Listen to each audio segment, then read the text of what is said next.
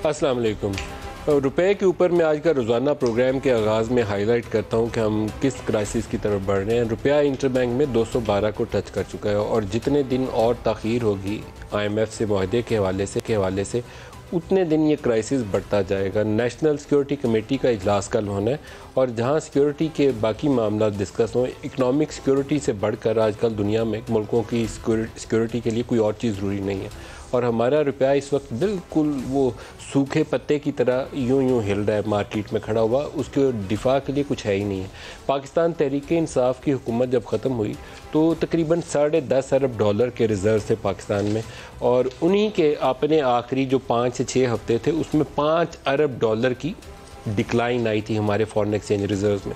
बड़ा फैक्टर उसका क्या था, ये फरवरी मार्च के महीनों के नंबर देखें तो $16 अरब से स्टीप फॉल है, यूँ गिरते हम 11 की तरफ आए और 10.5 के ऊपर नई हुकूमत जो थी वो मार्ज वजूद में आती है। और ये $10.5 अरब जो हैं ये भी मांगे तांगे के हैं। इसके अंदर हमने $7 अरब वो रखा हुआ है जो दोस्त मुल्कों से मांगा हुआ है और उसको हम इस्तेमाल नहीं कर सकते। कोई $3 अरब वो था जो हमने कमर्शियल बैंकों से फॉरवर्ड स्वैप्स लेकर रखा हुआ है, तो ये $10 अरब की कहानी है। तो ऐसे में रुपए को डिफेंड करने के लिए भी कुछ नहीं है हुकूमत के पास कि वो जाके $100 मिलियन मार्केट में बेचे कि रुपया 200 के करीब रहे, 212 पे ना जाए, नहीं कर सकते वो। तो रुपया अपनी मर्ज़ी से हिलता रहेगा। ये एक नेशनल सिक्योरिटी के लिए सबसे बड़ा इस वक्त चैलेंज है और हमारी मिलिट्री लीडरशिप को और अक्रॉस दी पार्टी लाइन सब सियासी जमातों को, शाह महमूद को बुलाएं, अगर इमरान खान अंदर नहीं बैठते तो उनको भी साथ बिठाएं कि आप जिस साल में छोड़ के गए थे वो ये है और आज की ये पोजीशन है। रुपया पहले से नीचे गिरा है, उसकी वजूहात क्या हैं वो आपके सामने हैं। अब इसको इकॉनमी को बचाना है, रुपए को डिफेंड करना है, तो सारों को मिलकर अपनी ज़िम्मेदारी का एहसास करना पड़ेगा और सारों को मिलकर इसको बचाने के लिए कुछ करना पड़ेगा। ये रुपया शहबाज शरीफ का भी नहीं है और ये रुपया इमरान खान का भी नहीं था। वो जो बड़ा एक पॉपुलर किस्म की चीज़ें बेचने की कोशिश की जाती है ना कि इमरान खान ने 10 रुपये कम कर दिए थे। इमरान खान ने 10 रुपये PTI के फंड से कम करके नहीं थे दिया पेट्रोल, वो भी इसी ख़जाने के ऊपर बोझ था। डेट का आपका बोझ बढ़ता जा रहा था और वो सस्टेनेबल लेवल नहीं था। अब IMF ने आपका गला दबाया, प्रोग्राम रुका हुआ था और वो गला दबा के बैठ गए हैं कि इतना कुछ करोगे तो फिर आपको अगली किस्त देंगे, तो नहीं तो नहीं देंगे। आप करते जा रहे हैं मजबूरी के हाल में। ये वो सूरत हाल है, जो भी हुकूमत में होता उसको यही कुछ ही करना था जो पाकिस्तान के साथ आजकल हो रहा है। और ये वल्नरेबिलिटी बढ़ जाएगी, उस तरह की हो जाएगी जैसे श्रीलंका में थी अगर हमने रास्ता फौरी तौर पर तलाश न किया। तो इसलिए सबको मिल के अपने हिस्से की जिम्मेदारी अदा करनी चाहिए। जिस के हिस्से में जो रूलिंग पार्टी है वो अपनी ज़िम्मेदारी का एहसास करे, जो मिलिट्री लीडरशिप से उसको सपोर्ट मिल सकती है वो दें और अपोजिशन पार्टीज़ अपनी उसको मदद दें। दूसरा, आज इमरान खान की प्रेस कॉन्फ्रेंस थी जिसमें उन्होंने नैब लॉज को सुप्रीम कोर्ट में चैलेंज करने की बात की है। नैब लॉज पाकिस्तान की पूरी तारीख में डे 1 से जब मुशर्रफ दौर में बने आज तक एक मुतनाज़ा कानून की शक्ल में सामने आया। इस कानून का जिसने भी इस्तेमाल किया, नवाज शरीफ के उस एहतसाब सेल से लेकर आज तक सारे ही मुतनाज़ा तरीके से सामने आए। सियासी मुखालफिन को बंद करने के लिए, उनको दबाने के लिए, आर्म ट्विस्टिंग के लिए इस कानून का इस्तेमाल किया गया। लेकिन क्या हमें इसको मुकम्मल तौर पर ख़त्म कर देना चाहिए? तो इसका जवाब नाम है। जो तरमीम की गई अब पार्लियामेंट से, क्या वो सारी गलत है? इसका जवाब 50-50 है। कुछ इसके अंदर बेशतर हिस्सा वो है जो PTI ने ख़ुद मुख्तलिफ ऑर्डीनेंस की शक्ल में वक्तन फ़ोक्तन लेकर आते रहे, वो उसके अंदर बहुत ज़्यादा इशू नहीं है। बल्कि कुछ और चीज़ें भी जो अभी की गई हैं, जैसे चेयरमैन की मुद्दत एक ही दफ़ा की होगी 3 साल, उसको एक्सटेंशन नहीं मिलेगी, बहुत मुनासिब है। इसी तरीके से वो जो 90 डे डिटेंशन का ऑर्डर था उसको रिड्यूस करके 14 दिन किया, वो भी बहुत मुनासिब है। पहले वाला ज़ालिमाना कानून था कि एक ही चेयरमैन के ऑर्डर से आप शायद खाकान को बंद कर दें अंदर 90 दिन के लिए, बाद में सबूत मिला या नहीं मिला उसकी बाद में बात होगी। लेकिन 2 चीज़ें उसके पर मुझे पहले दिन से इतराज़ है, वो मुझे लगता है कि दुरुस्त नहीं है। मैं लीगल एक्सपर्ट नहीं हूँ, लेकिन जो फेस वैल्यू पे वो अमेंडमेंट्स नज़र आती हैं वो लगता है ये है कि PMLN के कुछ लोगों को सपोर्ट करने के लिए वो अमेंडमेंट्स की गई हैं। एक ये तरमीम कहती है कि अगर एसेट्स बियॉन्ड मीन साबित हो जाए तो इवन देन आपको ये साबित करना पड़ेगा कि वो जो असासे हैं वो करप्ट प्रैक्टिसेस से कमाए गए, करप्शन के पैसे से कमाए गए, ये अलहदा से साबित करना पड़ेगा। ये बात मेरी थोड़ी सी अकल फहम से बाला चीज़ है। एसेट बियॉन्ड मीन्स अगर साबित हो जाते हैं तो इसका मतलब है कि वो वसाइल आपके आमदन से ज़ायद साबित हो चुकी है, वहाँ केस का आगाज़ होना चाहिए। ये कहते हैं कि ये अलहदा से आप साबित करें कि वो पैसा करप्शन से कमाया या किसी और ज़रिए से आया। दूसरी अमेंडमेंट वो है fraud of public at large. ये ज़मीनों के मामलात के ऊपर ज़्यादा था। कि ज़मीनें बेच दी, ज़मीन है ही नहीं, फाइलें बिक गई, 100 रुपया ये रिंग रोड के ऊपर, ये रावलपिंडी रिंग रोड का सारा पूरा स्कैंडल यही है। ज़मीनें बेच दी, रोड बननी है, बाद में पता चला वो बंदा पैसे लेके 2 अरब भाग गया। उसके ऊपर केस होना चाहिए, उसको पकड़ के जेल में डालें। जो गरीब आदमी की सारी उम्र की जमा पूंजी लूट के खा गया। पहले उसके ऊपर कंप्लेनेंट की लिमिट थी कि 75 होंगे, 50 होंगे या 26 होंगे। 26 आई थिंक या 25 लास्ट नंबर है जो किसी कोर्ट के फैसले से आया हुआ। उसको फॉलो करना चाहिए, उसको चेंज नहीं करना चाहिए। उसके अंदर तरमीम की गई है जो शायद अब मिनिमम उसको 100 कर दिया गया। इस तरह की सहूलत मेरी समझ में नहीं आती कि क्यों देनी चाहिए। जिसने पैसा खाया है वो 2 करोड़ खाया या 2 अरब खाया है, उसको सज़ा मिलनी नहीं होनी चाहिए। बाकी जो ट्रांसपेरेंसी चाहिए, गवर्नमेंट ऑफिसर्स काम नहीं करते, उसको आपने तहफ़्फ़ुज़ देना है। किसी फाइल के ऊपर कोई कुगी मारने पे तैयार नहीं होता कि कल को मैं नैब के सामने खड़ा हूँगा। उन चीज़ों को स्ट्रीमलाइन करना ज़रूरी था, पीटीआई ने खुद भी की। जैसे कैबिनेट के decision, economic coordination committee, ECC के फैसलों को तहफ़्फ़ुज़ देना, और इन ऐसी बहुत सारी तरमीम खुद पीटीआई ने की थी, जिसको पीएमएलएन ने कहा था कि इसने पाकिस्तान तहरीक इंसाफ ने खुद को एनआरओ दे दिया। वो चीज़ें सही हैं, उनको रहना चाहिए, उसको हटाने का कोई जवाज़ नहीं बनता। ये आज के प्रोग्राम में हम इन दोनों मौज़ूआत को डिस्कस करेंगे, और इसके अलावा पीटीआई का फॉरेन फंडिंग केस, उसके ऊपर फैसला महफूज है और जल्द ही उस फैसले के ऐलान की तवक्को है। बाज़ लोगों का ख्याल यह है कि जितने फ़ंड्स ममनुआ तरीके से पीटीआई ने हासिल किए उनको फ्रीज़ कर दिया जाएगा, और सियासी तौर पर ये उनके लिए हज़ीमत का बायस बन सकता है। ये फ़ैसला आएगा तो पता चलेगा। हमारे साथ आज प्रोग्राम के जो शुरा हैं, मलिक अहमद हुसैन डैड हैं, पाकिस्तान तहरीक इंसाफ के पार्लिमानी लीडर हैं, उनके मुनहरिफ रुकन भी हम इन्हें कह सकते हैं। मलिक साहब खुश आमदीद प्रोग्राम में। आबिद शेर अली साहब पाकिस्तान मुस्लिम लीग नवाज से हमारे साथ हैं। आबिद साहब आपको भी प्रोग्राम में खुश आमदीद कहता हूँ। इमरान खान ने नैब कानून के हवाले से क्या कहा, पहले आपको वो सुनवाते हैं, दिखाइएगा जी। जो इन्होंने नैब के अंदर अमेंडमेंट्स किए हैं पार्लियामेंट के अंदर, हमने फैसला किया है इसी हफ्ते सुप्रीम कोर्ट में इसको चैलेंज करने का। आसिफ जरदारी भी अब बच जाएंगे, नवाज शरीफ और उनकी बेटी वो अब साफ पाक होकर निकल जाएंगी इस नई अमेंडमेंट में। खुदा ना खास्ता मुल्क के ऊपर कोई बमबारी भी कोई कर देना तो उससे भी बड़ा ये जुर्म हुआ है। दूसरा उनका स्टेटमेंट महंगाई और श्रीलंका टाइप सिचुएशन के ऊपर है, उसको भी सुनवा दें। पाकिस्तान की तारीख में कभी ऐसी महंगाई नहीं हुई जो इन्होंने आके की है। अगर ये ज्यादा देर रहते तो श्रीलंका की तरफ पाकिस्तान जा रहा है। श्रीलंका के अंदर आज तेल ही नहीं है, उनकी गाड़ियां खड़ी हुई हैं, उनके मुल्क के पास फॉरेन एक्सचेंज खत्म हो गया है। आज हमारे भी डॉलर्स जिस तरह रुपया गिर रहा है, आज मार्केट में डॉलर नहीं मिल रहा है। जिन जिन लोगों ने इन लोगों को हमारे ऊपर मुसल्लत किया है, तारीख उनको माफ नहीं करेगी। वज़ीर आज़म ने आज कैबिनेट का इजलास था, और एक तासुर यह है, पूरी डिटेल्स अभी उसकी सामने नहीं आई, कि आज उन चीज़ों को ओके कर दिया as a matter of principle जो IMF के एग्रीमेंट की बहाली के लिए ज़रूरी है, और ये करना पड़ेगा चाहे जितना भी अनपॉपुलर हो। वज़ीर आज़म को ये फैसले इस वक्त करने पड़ेंगे। वज़ीर आज़म ने कहा क्या, वो भी दिखाइएगा जी। दुनिया में तेल और पेट्रोल की कीमतें आसमानों से बातें कर रही थी, लेकिन पिछली हुकूमत ने जाते जाते इनकी कीमतें कम करके ना सिर्फ एक का आने वाली हुकूमत के लिए एक जाल बिछाया, कीमतें हमें मजबूरन बढ़ानी पड़ी तेल की और पेट्रोल की।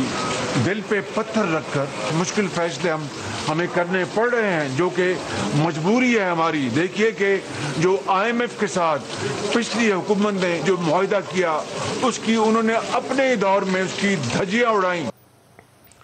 मलिक साहब आपसे आगाज़ करता हूँ। IMF का जो एग्रीमेंट रिवाइव करना है, उसके लिए मज़ीद कुछ टैक्सों में इजाफा तवक्को है। फाइनेंस बिल में तरमीम की जाएगी इससे पहले कि आप उसे कौमी असम्बली से पास होने दें, और इसके अलावा जो अखराजात की तफसीलात दी हुई हैं उसके अंदर कुछ मज़ीद कमी की जाएगी ताकि वो डेफिसिट का नंबर जो है एक्सेप्टेबल रेंज में आ जाए। कैसे देखते हैं कि कैसे हुकूमत इसको मैनेज करेगी?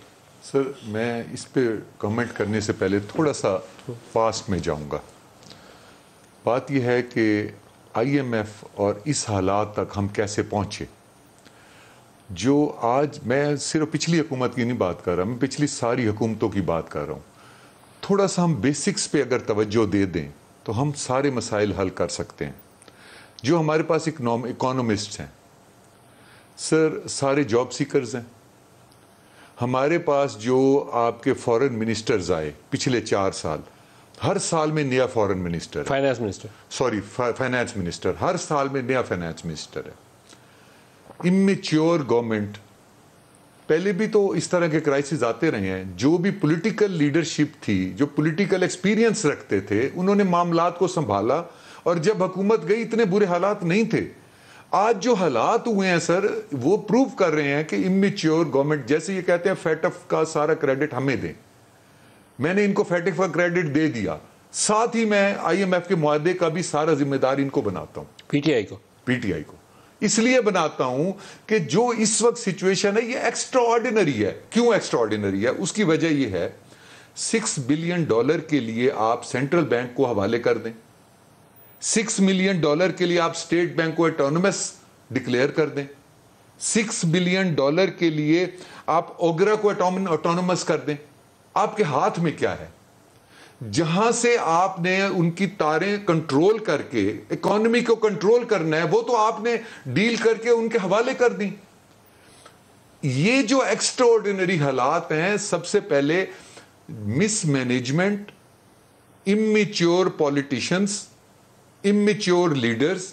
PTI के फाइनेंस मिनिस्टर्स को आप बार बार इमेच्योर पॉलिटिशियन कह रहे हैं। सर इमेच्योर नहीं कह रहा मैं, उन्हें जॉब सीकर्स कह रहा हूं। जॉब सीकर्स कह रहे हैं। मैं जॉब सीकर्स, उन्होंने 1 साल के लिए वो आए, उन्होंने जितना अरसा वो रहे, उन्होंने कहा जी सब ठीक कर देंगे। जब गए तो उन्होंने कहा जी कुछ ठीक नहीं हो सकता। इसमें चारों को आप शामिल कर रहे हैं। उसमें असद उमर थे, हमाद थे, हफीज शेख थे। वो तो हमारे हीरो थे जो हम ख्वाब देखा करते थे उस वक्त कि असद उमर साहब आएंगे, इस मुल्क की फाइनेंस को वो तो कमाल कर देंगे। वो IMF को वो कहते थे IMF के जाने से पहले हम बेहतर है हम खुदकुशी कर लें। जब वो आए 6 महीने बाद उन्हें खुद हटा दिया गया। पहली नाकामी। सर देखें, जब आप IMF के पास हर साल नया फॉरेन मिनिस्टर फाइनेंस मिनिस्टर भेजेंगे, जो पिछली साल टर्म्स एंड कंडीशंस बात हुई और अगले साल के लिए आपने कुछ रिलीफ्स मांगे, अगले साल के लिए कुछ आपने कहा जी हम ये करेंगे, वो बंदा तो मौजूद ही नहीं है, उसको हटा के दूसरा भेज दिया गया है। जब किसी जगह पे आपने बेईमानी करनी हो तो as I am a lawyer, तो हम उस पेशी के ऊपर जज के सामने दूसरा वकील पेश कर देते हैं। जब हमने कोई डिसऑनेस्टी करनी हो, कोई गेम करनी हो, देखें सर आपके इकोनॉमिस्ट वो हैं जो गवर्नमेंट को सपोर्ट करने वाले हैं, जो मुल्क को सपोर्ट करने वाले नहीं हैं। We need those economist who are loyal and patriot to Pakistan, not with the present government. Sir उनकी लॉयल्टी के ऊपर तो सवाल ना उठाए। मेरा नहीं ख्याल है कि उनकी लॉयल्टी के ऊपर कोई क्वेश्चन है। आप कह लें कि वो डिलीवर नहीं कर सकते। मैं लॉयल्टी का लफ्ज चेंज कर लेता हूं। वफादार लोग हैं पाकिस्तान। नहीं, मैं लॉयल्टी से, आप मेरा ये अल्लाह रहम करे, ये मतलब नहीं है कि वो लॉयल नहीं है। मींस के मैं फाइनेंस के मामले में लॉयल्टी की बात कर रहा हूं कि वो कहते हैं इस हुकूमत को हम आगे चलाएं, अगली दफा चाहे जो हुकूमत आए वो कुछ भी हो जाए। हमें जो देखे सर डिफेंस है, हम डिफेंस में दखल भी नहीं देते थे, बात भी नहीं कर सकते। मैं ये कहता हूं कि इस फाइनेंस के मामलात को भी आप इसी तरह कर दें जैसे डिफेंस है, इसको एक साइड पे कर दें और कहें कि वो सिर्फ मुल्क के मफाद में बने और उसको कोई गवर्नमेंट जो है उसको उसके ऊपर आबिद शेर अली से पूछते हैं। आबिद शेर अली साहब, ये जो आजकल रुपए का क्राइसिस है, ये आपकी हुकूमत के लिए भी चैलेंज है, बहुत अनपॉपुलर है और लोगों के लिए तो बहुत मुश्किल है ही। मतलब एक आम आदमी तो अब जिंदा कैसे रहेगा, ये सवाल पैदा हो जाता है। बहुत शुक्रिया नदीम मलिक साहब। अभी पहले आपने इमरान खान की तकरीर सुनाई जो इस वक्त नथिया गली में बैठकर, KP हाउस में बैठकर कौम को कह रहा है कि कुर्बानी दें, खुद जैकेटें पहन के मौसम को एंजॉय कर रहा है, लोगों को कहता है जी महंगाई के लिए निकलें। खुद इमरान खान नथिया गली में KP रेस्ट हाउस में बैठकर गवर्नमेंट के माल के मज़े उड़ा रहा है, जैकेटें पहन रहा है, ठंड एंजॉय कर रहा है, लोगों को कह रहा है लड़े मरें, सड़कों पे निकलें, महंगाई मार्च करें, खुद मुफ्त खुरा वहाँ पे पहुँचा हुआ है। बात आपने जो 2 नंबर की बिल्कुल अनपॉपुलर डिसीजंस लेने पड़ रहे हैं मलिक साहब, जैसे आपने ख़ुद अपने इंटरव्यू में फरमाया कि जो मुल्क के मखदूश मुआशी मामलात हैं, जो डिसऑनेस्टी के साथ एक एंग्रो को फील करने वाले मिनिस्टर को फाइनेंस मिनिस्टर बना दिया। इन्होंने कहा था कि इसके बाद 200 लोगों की मुआशी टीम है, वो मुआशी टीम का आपने भी मुआयना कर लिया, हमने भी किया। देख लें इसहाक डार साहब और PMLN के दौर में जो मुआशी मामला थे, जो अब 3.5-4 साल के बाद जो पाकिस्तान एक न्यूक्लियर स्टेट है, आज एक अरब डॉलर के लिए आपको तरले करने पड़ रहे हैं, आपको अपने मामलात को स्टेक पे लगाना पड़ रहा है। यानी कि आपने इज्जत का जनाजा निकाल दिया। आपने आप दोस्त ममालिक से, अपने ब्रदर कंट्रीज़ के से पैसे उधार लेकर अपने स्टेट बैंक में रख रहे हैं और ऊपर से आंखें निकालते हैं, उनको भी नाराज़ किया हुआ है। तो देखें, अब 2 महीनों के अंदर मलिक साहब हमने बहुत अनपॉपुलर डिसीजंस किए हैं जो दिल पर पत्थर रखे हैं। ज़ाहिर है अवाम भी समझदार है। इन्होंने जो हरकत की, इन्होंने अपने लोगों को अगर निकले, मेरा ख्याल इससे ज़्यादा सिनेमे में लोग फ़िल्म देखने के लिए जाते हैं जितना कि मैंने कल संडे को जो एहतजाज की कॉल दी, नथिया गली में बैठ के दी। तो मलिक साहब, हम बिल्कुल मामलात की तह तक हैं। किसका दिल चाहता है कि ऐसे अनपॉपुलर डिसीजंस करके अवाम के अंदर जाए? तो ये जो माइंस वो बिछा के गया है मुल्क के अंदर, जहाँ पे सर्कुलर डेट ले लें, जहाँ कोई भी आप मलिक साहब उठा लें, अब मुल्क चलाने के लिए, अब लोगों की एलसीज बैंक खोलने की, जिस मुल्क की इज्जत इतनी हो कि एलसीज नहीं खोल रही बैंक, जहाँ पे अनसर्टेनिटी हो, तो वो मुल्क का जो 3.5 साल वज़ीर आज़म रह के गया है, आज वो भाषण दे रहा है। नैब के एनआरओ तुमने दिया, अपनी कैबिनेट को तुम कवर दे के गए कि जी जो कैबिनेट डिसीजन लेगी, जो आप रियाज मलिक के 52 अरब रुपया पाकिस्तान के ख़जाने में आया, उसका पता ही नहीं कि किधर गया। वो भी कैबिनेट के ऊपर पूरी की पूरी कैबिनेट नैब की कस्टडी में जाती है। ये वो डिसीजंस करके गए हैं मुल्क की मईशत के लिए कि नवाज शरीफ को पकड़ लो, शहबाज शरीफ को पकड़ लो, मरियम नवाज को पकड़ लो, हमजा शहबाज को अंदर कर दो, शाहिद खाकान को, साद रफ़ीक को, पूरी मुस्लिम लीग नून की क़यादत को अंदर कर दो और 3.5-4 साल में कुछ भी नहीं निकलना। तो मलिक साहब, आप मुझे बताएं कि जो शख्स, मैं आपका 1 मिनट लूँगा, जो शख्स एक मुल्क का वज़ीर आज़म रहा, कभी आपने नवाज शरीफ के मुंह से सुना होगा जी पाकिस्तान श्रीलंका बनने जा रहा है? जो आप बीज के गए हैं, जो आप बो के गए हैं, अब उसकी आप मुल्क को दाइयाँ दे दें कि मुल्क श्रीलंका बनना चाहिए। इस शख्स को तो अंदर कर देना चाहिए जो पाकिस्तान के लिए माइंस बिछा के गया और पाकिस्तान को ऊपर से कह रहे जी कि श्रीलंका, क्योंकि तुम्हें पता है कि आप पाकिस्तान के लिए क्या करके गए हैं। हम इसकी ओनरशिप लेते हैं और इंशाअल्लाह ताला हम कमिटेड हैं मलिक साहब के मुल्क को खुशखबरियाँ देंगे, लेकिन ज़रूर मुश्किल तरीन वक्त है। हमें पता है कौम,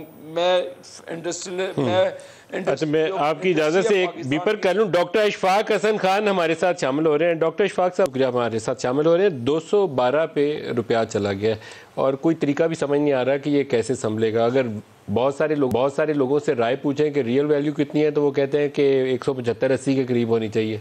क्या बन क्या रहा है, हमारे साथ क्या हो रहा है? नहीं, ये तो ऑब्वियस चीज है कि जो जिस तरीके से मुल्क में सूरत हाल है उसका तो रिजल्ट तो यही है ना, होना था। क्योंकि मैं तो समझता हूँ कि जहाँ तक इकोनॉमी के ताल्लुक है, कोई जहाज का कप्तान ही नहीं है और वो समुद्र में थपेड़े खा रहा है। जहाँ समुद्र के जो लहरें हैं वो जहाज को जिस तरफ लेके जा रही है वो उस तरफ मुड़ रहा है। कोई जहाज का कप्तान होता तो वो नेविगेट करता। तो एक तो ये है कि टीम बहुत कमजोर है, जिसकी वजह से ये हमें दिन देखना पड़ रहा है। दूसरी चीज ये है कि जिस तरह की जो कैफियत है, हमने बहुत ज्यादा बैंक किया हुआ है IMF के प्रोसेस पे कि जी बस आज हो जाता है IMF से और कल उससे मुआहदा हो जाएगा, तो ये 212 से पता नहीं 180 पे आ जाएगा, 175 पे आ जाएगा, कहाँ आ जाएगा। ये ख्वाब और ख्याल है, हमें इससे निकल आना चाहिए। देखें, मुल्क में एक बेयकीनी की कैफियत है। मैंने अपनी सारी जिंदगी में कभी भी इतनी पोलराइजेशन कभी भी नहीं देखी है मैंने। देखें, आप भी नदीम साहब गवाह हैं कि 1998 में पाकिस्तान पे जब इकोनॉमिक सैंक्शन लगा था आफ्टर न्यूक्लियर एक्सप्लोजन, तो हम पे सैंक्शन लग गए थे। आज हम पे कोई सैंक्शन नहीं लगा हुआ है, उस वक्त सैंक्शन लगा हुआ था। तमाम बाहर से इन्फ्लोज रुक गए थे, लेकिन हम डेट की पेमेंट करते जा रहे थे अपने टाइम पे और रिजर्व जो है $400 मिलियन से नीचे की तरफ आ गया था। लेकिन फर्क क्या था, मैं फर्क बताना चाह रहा हूँ। फर्क ये था कि उस वक्त जो चैलेंज था उसकी ओनरशिप थी। कोई उस वक्त की हुकूमत उसने उसको ओन किया था इस चैलेंज को और उसको एड्रेस करने के लिए लगे हुए थे। सर उस वक्त भी हुकूमत तो यही नहीं थी। मुकम्मल करने दे। दूसरा जो था ये था कि उस वक्त जो चैलेंज था, इकोनॉमिक चैलेंज था, उस सियासी जो क्राइसिस है वो नहीं था उस वक्त। आज extreme nature of political polarisation है जो उस वक्त नहीं था। तीसरी चीज ये है कि आज जो है जो फर्क नजर आ रहा है कि कोई सेलर वॉइस नहीं है कि लोगों को दोनों तमाम जमातों को इकट्ठा करे कि यार ये मुल्क है, ये तुम्हारा मुल्क है, मुल्क रहेगा तो पार्लियामेंट है, मुल्क रहेगा तो तुम सियासत करोगे, तुम एमएलए भी होगे, तुम सेनेटर भी होगे। कोई ऐसा शख्स मौजूद नहीं है। चौथी चीज ये है कि ट्रस्ट डेफिसिट है। इतनी ज्यादा ट्रस्ट डेफिसिट हो गई है कि कोई एक दूसरे पे एतबार नहीं कर रहा है। ये सारी चीजें हैं जो इस वक्त पाकिस्तान की मईशत के साथ साथ ही चल रही हैं, जिसकी वजह से ये कैफियत आप देख रहे हैं। डॉक्टर इशफाक साहब, आपकी ये जो बात है ना बेयकीनी वाली, सियासी बेयकीनी वाली और पोलराइजेशन वाली, इससे मैं 100% मुतफिक हूँ। लेकिन अभी आपने न्यूक्लियर टेस्ट के ज़माने का हवाला दिया, वो बहुत अच्छी आपने मिसाल दी। उससे ज़्यादा मुश्किल वक्त किसी मुल्क पे शायद कम आया होगा कि उसके पास सैंक्शंस लगी हुई हैं और उसने कैसे सर्वाइव करना है। यही PMLN की हुकूमत थी। नवाज शरीफ शायद उस वक्त वज़ीर आज़म थे और इसहाक डार वज़ीर ख़जाना थे, और रुपये को आपने मैनेज भी कर लिया था और निकल भी गए थे। अब हम क्यों नहीं निकल सकते? ये मेरे लिए एक लम्हा फिक्रिया है कि अब हम क्यों नहीं निकल सकते। ओनरशिप की बात कर रहा हूँ ना कि ओनरशिप नहीं है इस वक्त। इतनी स्टेट ऑफ अनसर्टनिटी में है कि जो हुकूमत वक्त में है इस वक्त उन्हें भी नहीं पता कि पता नहीं हम रहेंगे या नहीं रहेंगे, तो कोई ओनरशिप नहीं ले रहा है। क्या करना चाहिए? ये अब सवाल है। इसका वाहिद सलूशन है, वाहिद। मैं कोई सियासी आदमी नहीं हूँ, आपको ही पता है, ना मेरा किसी जमात से ताल्लुक है। जब इकोनॉमिक स्टेबिलिटी का रास्ता सियासी स्टेबिलिटी से गुजरता हो तो हमें सियासत के कहने में मुझे कोई हर्ज नहीं है कि मेरा मुल्क तबाह हो रहा है माशी तौर पे। इसका वाहिद हल है free, fair and transparent election. जितनी जल्दी हो आप अनाउंस करें। जितना आप डिले करेंगे उतना ही मुल्क में तबाही होगी। ये चाहे कोई माने इसे या ना माने, कोई अगर जिद में आया हुआ है तो बर्बाद करना है इस मुल्क के मईशत को। कर दो बर्बाद, कर दो बर्बाद। लेकिन इलेक्शन वो जिसके नतीजा माने सारे, इलेक्शन ऐसा जिसका नतीजा माने सारे। मैं तो यही तो कह रहा हूँ, free, fair and transparent, no हैंकी टैंकी। जो जीतता है, ब्रेक लेनी है, ब्रेक से वापसी पे आप जवाब दीजिए। जीत जाए, जो जीते उसके हवाले कर दो। डॉक्टर साहब ब्रेक करीब आ गई, आपका बहुत शुक्रिया। डॉक्टर खान हमारे साथ थे, ब्रेक ले लेंगे, हमारे साथ रहिएगा।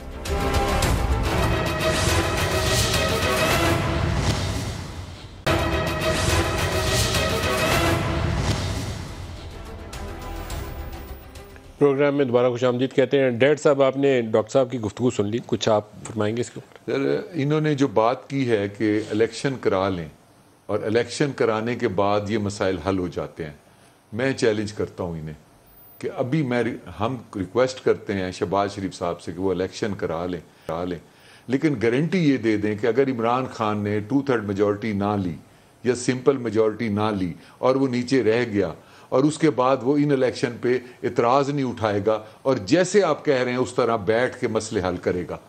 मैं आज कह रहा हूं कि वो कभी भी नहीं करेगा। वो कहेगा रिग्ड इलेक्शन है और इससे बढ़ के वो नुकसान करेगा। देखें, ये जो कुछ हुआ है ये इमेच्योर डिसीजंस की वजह से हुआ है, इसको आप मान लें। और जो न्यूक्लियर टेस्ट का आप खुद कह रहे हैं कि उन लोगों ने न्यूक्लियर टेस्ट के बावजूद संभाल लिया, तो न्यूक्लियर टेस्ट इससे तो ज्यादा खतरनाक सूरत हाल थी। तो इसका मतलब है आप खुद कह रहे हैं कि ये लोग संभाल सकते हैं। शर्त ये है कि इन्होंने जिस तरह सेंट्रल बैंक हवाले कर दिया है, जिस तरह स्टेट बैंक उनके हवाले कर दिया है, जिस तरह ओगरा को हवाले कर दिया, इनको इंडिपेंडेंट करके हमारे कंट्रोल से निकाल दिया। पेट्रोल की कीमत हम वापस नहीं कर सकते। हम जो है ना इस वक्त इतने मजबूर करके ये हमें मार रहे हैं। इन हालात में उनके हवाले फिर आप गवर्नमेंट करने जा रहे हैं या उनको आप करते हैं तो इस मुल्क को आप डबो देंगे। और दूसरी बात ये जो कर रहे थे कि ये सियासी क्राइसिस पे मैं इन्हें ये बताना चाहता हूं कि सियासी क्राइसिस ही को पैदा किया जा रहा है जब आप एक लीगल प्रोसेस के जरिए, कोर्ट ऑर्डर्स के जरिए आपने अदम एतमाद से एक सिस्टम हटा दिया, दूसरा आ गया, लॉफुली आया है।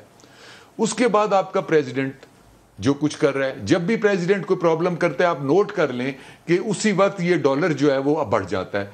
अब स्पीकर साहब ने पिछले दिनों जो कुछ किया है उसके बाद डॉलर बढ़ गया। अच्छा, इनके पास कोई इशू अगर ना बने तो ये कह देते हैं कि मतलब हमारे 3 सूबे अलहदा हो जाएंगे, ये गद्दारी की बातें शुरू कर देते हैं, उससे फिर डॉलर बढ़ जाता है।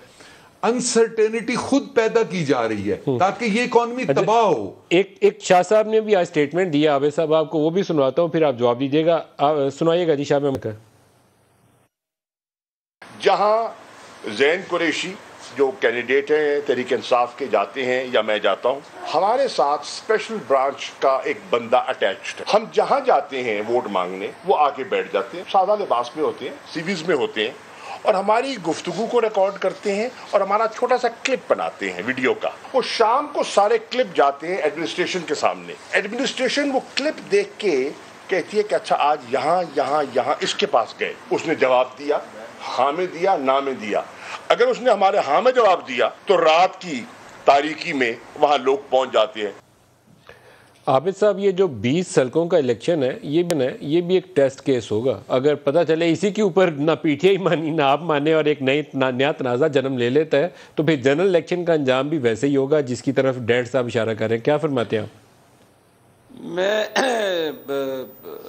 मलिक साहब, ये शख्स वैसे ही झूठ बोल रहा है। शाह महमूद कुरैशी ये मौजूदा वक्त का है अबू जहल हैं जिनका काम झूठ, मुनाफकत, इंतशार। ये भी हल्के में बैठे हैं मुल्तान, मैं भी मुल्तान बैठा हूँ, मेरी पार्टी ने, मेरी लीडरशिप ने मेरी ड्यूटी लगाई है, मैं भी हल्के में हूँ।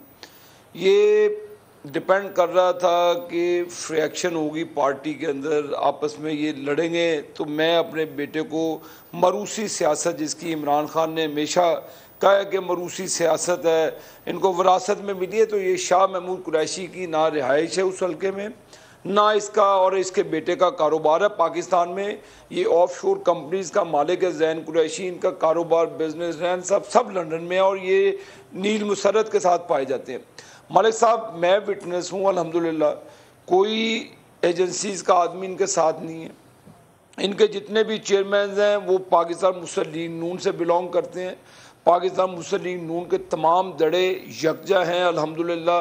लोकल पॉलिटिक्स हो रही है, ये एक शख्स का नाम ले दे कि जिसके पास कोई एजेंसी गई हो, ये खुद सोशल वेलफेयर की गाड़ी में फिरता है, खुद सरकार की गाड़ी में फिरता है, खुद चंदों के पैसों से इलेक्शन लड़ते हैं। 1 रुपया भी सरकारी वसाइल, जब कोई भी, मैं ऑन एयर मलिक साहब ये आपको चैलेंज कर रहा हूँ, शाह महमूद को भी चैलेंज कर रहा हूँ, मुल्तान ही बैठा हूँ मैं, जब मुझे किसी सरकारी, मेरे पास गाड़ी हो, जब सरकारी वसाइल हो, जब किसी भी हमारी चीज़ पे ये जो कह रहा है एक रत्ती बार भी ये चीज़ साबित कर दे तो मलिक साहब, मैं कौम सुन रही है कि मैं मुजरिम होऊंगा, आप मुझे बिल्कुल हथकड़ी लगा के अंदर कर दीजिएगा। ये शख्स झूठ बोल रहे हैं। नंबर 2, ये जो डॉक्टर साहब की आपने बात सुनाई मलिक साहब, वो तो PMLN कह रही थी करवा देते उस वक्त इलेक्शंस, क्यों सिलेक्शन की गई, क्यों इस शख्स को कौम के ऊपर मुसल्लत किया गया, क्यों 100 रुपये के डॉलर को 180 रुपये 90 रुपये पे ज़ख्म लगा के छोड़ दिया गया, क्यों पाकिस्तान की जो सर्कुलर डेट थी जो 400-500 के थी उसको आप 3200 अरब रुपये पे ले गए, क्यों आपने अदारों का सत्यानाश कर दिया, क्यों आपकी महंगाई और इन्फ्लेशन बढ़ गई।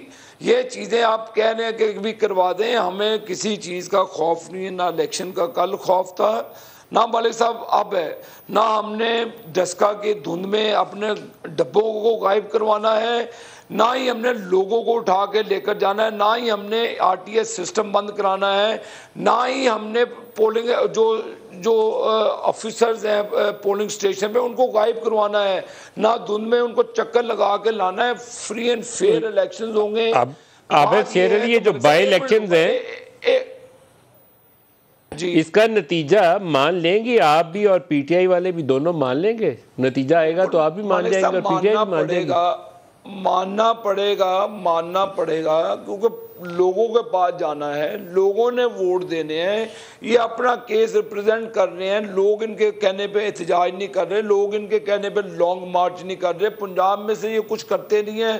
केपी हाउस में बैठ के सरकार के माल पर ये हेलीकॉप्टरों में घूमकर लोगों को, अब देखें ना, नथिया गली में बैठा हुआ है, जैकेट्स पहनी हुई है, उसने ठंड उसको लग रही है और कौम को कह रहा है कि आप गर्मी में बाहर निकले कौम के लिए। ये ऐसे लीडर होते हैं कि आप केपी के माल में, वहां पे खैबर पख्तूनख्वा के लोगों के पास आटा नहीं है खाने के लिए, वहां पे मामला गंभीर है, इकोनॉमी के साथ बनी गाला के बाहर बैठे हुए हैं इसके एहतजाज करने के लिए, और ये वहां पे नवाब साहब बैठा हुआ है नथिया गली में इंजॉय कर रहा है।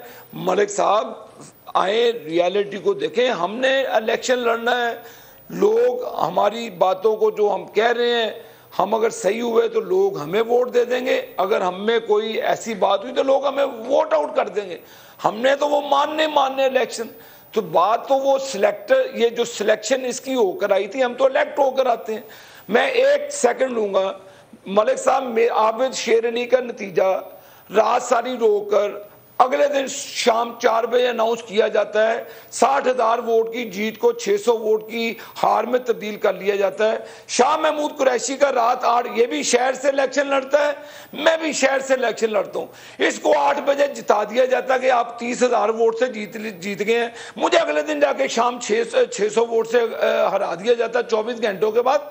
तो झूठे तो ये हैं, इनका काम है जितना झूठ डट के बोली जाओ। मलिक साहब जो नताइज हो गए, PMLN मानेगी, हमने ओनरशिप ली है, हमने मुश्किल तरीन मलिक साहब फैसले किए हैं, लेकिन इंशाअल्लाह ताला कौम के लिए आसानियां भी लाएंगे। थोड़ा सा टाइम लगेगा, ये नहीं है कि हम 200 करोड़ डेढ़ साहब से भी पूछ लें। डेढ़ साहब, इलेक्शन के नतीजा उसको मानना एक रियल चैलेंज है, आपने जिस तरफ इशारा किया, और भी शाह साहब की भी आपने बात सुन ली, तो ये पंजाब वाले 20 हल्के शायद टेस्ट केस अभी बन जाएगा। टेस्ट केस ये बन चुका है, और जो मुल्तान का इलेक्शन मैंने देखा है, मुझे ये लग रहा है कि अल्लाह की मेहरबानी से ये 20 में से हम 80 से 90% ये जो है ये नून लीग जीत जाएगी। नून लीग जीत जी। इसकी वजह ये है कि जिस तरह ये समझ रहे हैं कि लोग इनके साथ हैं, वो जो इनके साथ वो तबका है सर, जो मतलब मैं उनको कहता होता हूँ, ये वो तबका है जो वो माँ बाप जो बच्चों की लेके खाते हैं और वो बच्चे जो माँ बाप की लेके खाते हैं। जो नॉन प्रैक्टिकल लोग हैं, टीवी के आगे बैठे हैं, सोशल मीडिया के आगे बैठे हैं, प्रैक्टिकली जो लोग मुश्किल वक्त गुजार रहे हैं वो इनको समझ रहे हैं। और ग्राउंड लेवल पे जो गरीब है, जो ग्राउंड लेवल पे लोग हैं, वो भी यही समझते हैं कि नून लीग ही इस वक्त मसाइल का हल दे सकती है और इनसे ये कंट्रोल नहीं होगा। शाह महमूद कुरैशी साहब जो आज बात कर रहे हैं स्पेशल ब्रांच की, तो सुन के मेरा दिमाग तो चकरा गया। मैंने खुद इनके मुंह से सुना, एक दफ़ा ये ज़िला कौंसिल का इलेक्शन लड़ रहे थे और ये सिकंदर बोसन के खिलाफ इलेक्शन लड़ रहे थे। इन्होंने कहा, बोसन मेरी बात सुन लेना, मैंने पीछे से तुम्हारी तारें काट दी हैं, जहां से तुम उम्मीद रख रहे थे मैं तारें काट दी हैं और मैंने अपने स्विच लगा दी हैं। खुदा के लिए सारी जिंदगी आपने उन्हीं के साथ मिलकर सियासत की है, आज आप एक स्पेशल ब्रांच के बंदे से घबरा गए। अभी देखें तो सही इंशाअल्लाह इनके साथ आगे होता क्या है, इनको हमारी बद दुआएं लगेंगी। ब्रेक ले लें जी, हमारे साथ रहिएगा।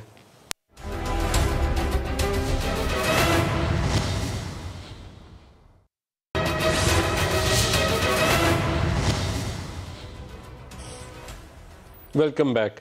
डेढ़ साहब, फॉरेन फंडिंग आज फैसला महफूज हो गया जी, क्या देखते हैं आप, क्या होगा? सर मैं ये समझता हूँ, जो मेरी एक है सोच है, एक तो जो 7 साल और 8 साल इसको लगे हैं उसके लिए हम सबको दुख है कि justice delay is justice denied. जो इसका जवाब कौम को कैसे दिया जाएगा कि 7 साल एक केस रुका और जिसमें चलें 3 साल तो 4 साल जायज़ थे। तहरीक इंसाफ के दौर में 4 साल तहरीक इंसाफ में इस केस को इंसाफ क्यों ना मिला? टोटल 8 साल लगे हैं, शायद 200 से ज्यादा उसकी हेयरिंग्स हुई है, फैसला तब जाके नहीं है। मैं कह रहा हूँ 4 साल से तो पीटीआई की गवर्नमेंट थी ना, 3-3.5 साल तो वैसे ही लग जाते हैं ना। इनके पहले साल में फैसला हो जाना चाहिए था, यानी कि इन्होंने उन 4 सालों में खुद फैसला नहीं होने दिया। अगर नहीं होने दिया तो मैं इसीलिए तहरीक इंसाफ को बेइंसाफ कहता हूँ कि अपने दौर में इंसाफ नहीं दिया।